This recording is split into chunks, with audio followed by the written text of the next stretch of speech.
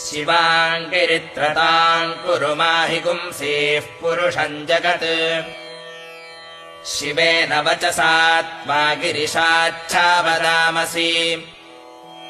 यथा नः सर्वमिज्जगदजक्ष्मगुम् सुमना असत्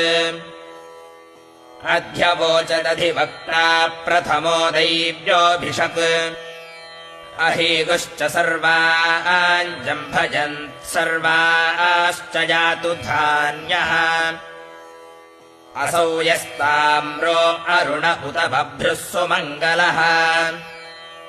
ये चेमागुम् रुद्रा अभितो दिक्षु श्रिताः सहस्रसो वैशागुम् हेड ईमहे असौ यो वसर्पति नीलग्रीवो विलोहितः उतैनम् गोपा अदृशन्नदृशन्नुदहार्यः